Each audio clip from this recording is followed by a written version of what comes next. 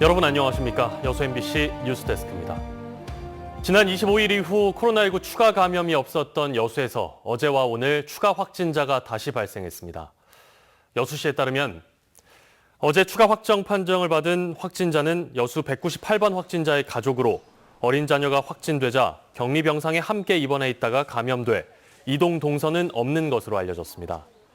또 오늘 서울 지역 확진자들과 접촉한 또 다른 시민 2명도 확진 판정을 받아 순천의료원으로 이송됐습니다. 한편 광양에서도 오늘 기존 확진자와 접촉한 시민 1명이 확진 판정을 받아 격리됐습니다.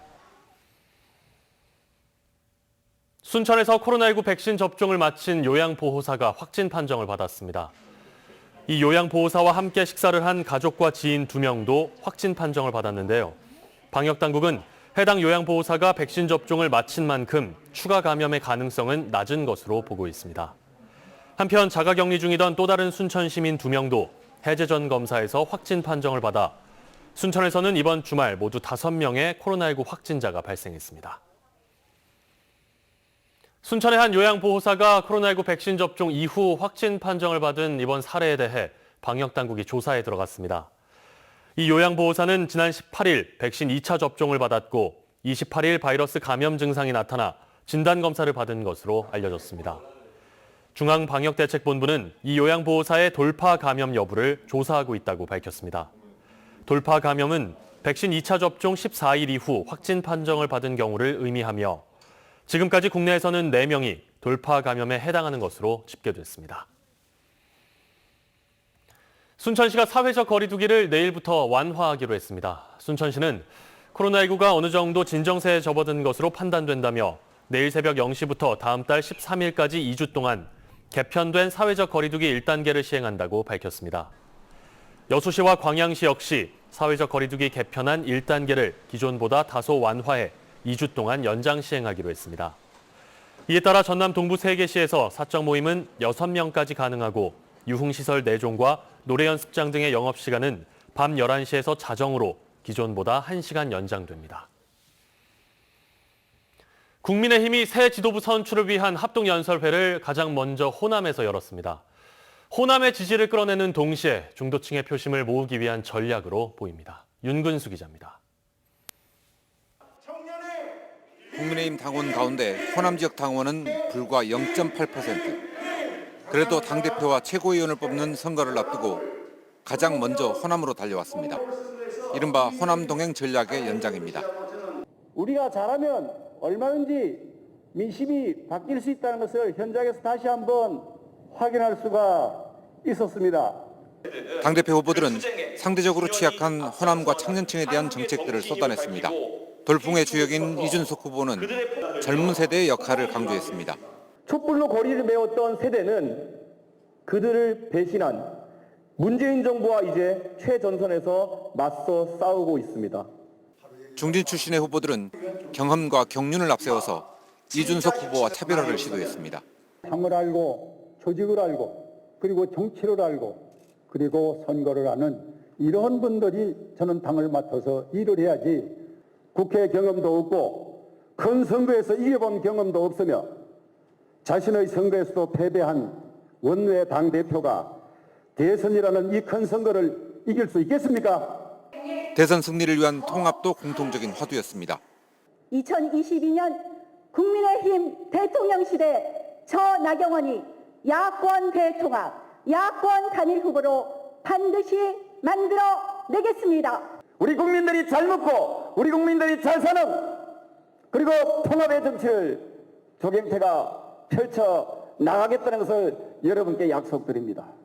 후보들은 내각의 호남 인사를 30% 배정하거나 국회의원 비례대표 25%를 호남 지역민이 직접 결정하도록 하겠다는 등 맞춤형 공약을 제시하며 호남 표심에 호소하기도 했습니다. MBC 뉴스 윤근수입니다. 이낙연 전 민주당 대표의 지지 모임인 신복지 전남 포럼이 어제 순천에서 공식 출범했습니다. 신복지 전남 포럼은 민주당 윤재갑 의원이 상임 대표를, 이계호 의원과 허경만 전 도지사 등이 상임 고문을 맡았고 전남 지역 시도의원과 각계 인사 등 2만 5천여 명이 발기인으로 참여했습니다. 출범식에 이어 특강에 나선 이 전 대표는 새로운 국정 철학으로 내 삶을 지켜주는 나라를 제시하며 주거와 소득, 교육과 환경 등 다양한 분야에 대한 신복지 정책을 통해 진정한 복지국가를 만들겠다고 강조했습니다. 최근 캠핑이 인기입니다. 그래서 공용주차장과 공터마다 장기 주차된 캠핑 차량들로 몸살을 앓고 있는데요. 장기 주차가 금지돼 있는 화물차와는 달리 캠핑카는 단속이 쉽지 않습니다. 강서영 기자의 보도입니다. 순천의 한 공용주차장이 캠핑 차량으로 가득 찼습니다. 언뜻 세어봐도 50대가 넘습니다.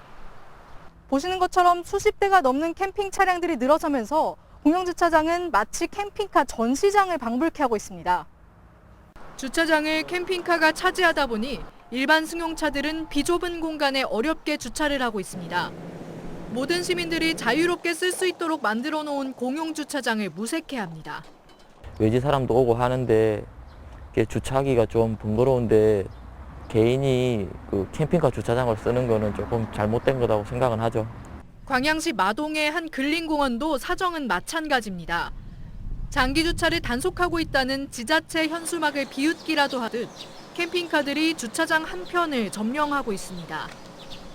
캠핑카가 이동하지 않고 한자리에 오래 있다 보니 차 밑엔 풀이 길게 자라 있습니다. 풀 자란 거 보니까 오래돼서 다쳐놓은 거지. 바로바로 있는 건 괜찮은데 장시간 저렇게 오래 놔두면 여기 보는 사람들 불편한 것도 있지. 공터와 공영주차장마다 밀려드는 캠핑카로 몸살을 앓고 있습니다.